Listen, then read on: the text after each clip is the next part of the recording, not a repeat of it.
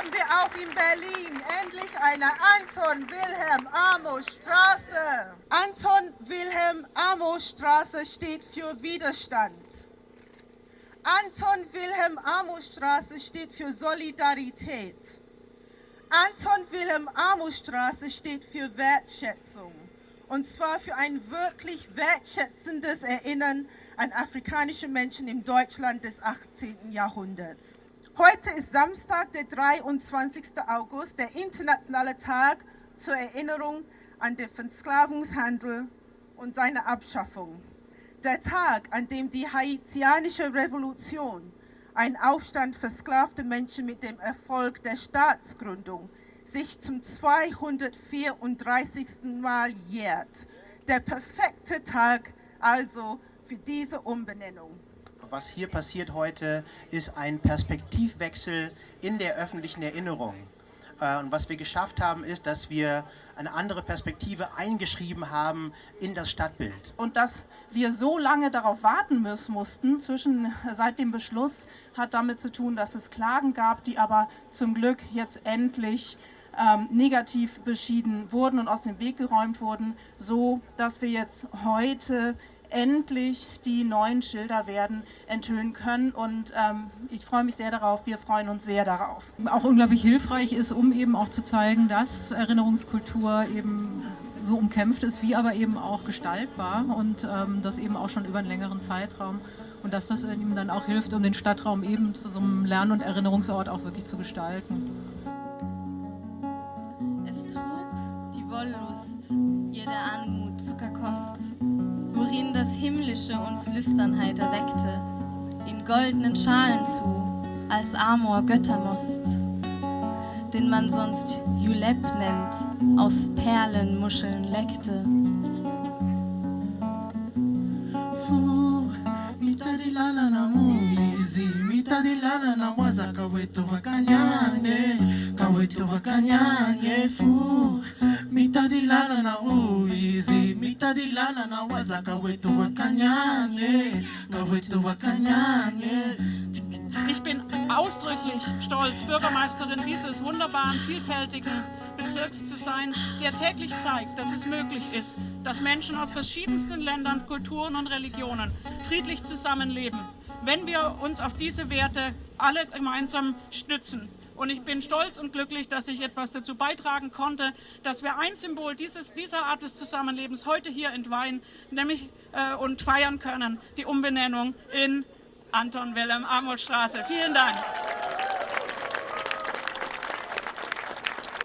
Wir bleiben weiter dran, nicht nur auf Bezirksebene, auch auf Landesebene. Es ist gab sozusagen jetzt einen parlamentarischen Antrag oder einen Beschluss der SPD-Fraktion, um den Prozess anzustoßen für die Errichtung eines öffentlichen Mahnmals zur Erinnerung an die Opfer des Völkermords, an den Nama und Herero und überhaupt an Opfer des deutschen Kolonialismus. Und da ist auch sozusagen zu hoffen, dass diese Legislatur noch sozusagen umgesetzt oder ordentlich angestoßen wird. Dekolonisierung ist in der Politik angekommen und es bleibt Thema. Wir stehen für eine dekoloniale, offene Gesellschaft, wir stehen für Aufklärung, Sichtbarkeit und Teilhabe und wir stehen auch natürlich für ein Berlin ohne Rassismus. Heute und morgen, vielen Dank. Diese Umbenennung findet in einer Zeit statt, in der Rassismus immer weiter um sich greift. Sie ist eigentlich ein Fanal aus einer anderen Zeit. Und sie fällt heute in eine Zeit, in der die Gesellschaft verroht, in der in Deutschland über Remigration gesprochen wird, in der Rassismus immer weiter, auch in den Medien, auch in den Zeitungen, auch in den Parlamenten immer um sich greift. Und gerade deswegen ist es ein Zeichen der Hoffnung, dass wir heute nach so langer Zeit diese Umbenennung feiern können, weil sie ist auch ein starkes Statement gegen Rassismus in unserer Gesellschaft und das in Berlin und das hier in Mitte, im Zentrum der Hauptstadt. Und deswegen ist es so ein großer Tag der Freude.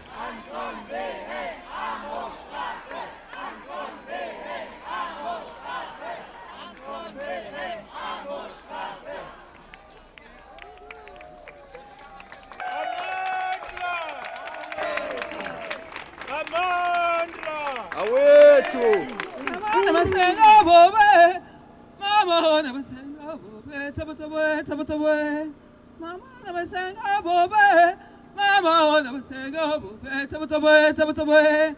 Janubi, Januta, Janubi ngakangoni, Janubi. Wir wollen ein Denkmal lehnen und Erinnerungsort an Versklavung, Kolonialismus und Rassismus. Wann kriegen wir diese Denkmal? Wann? Wann?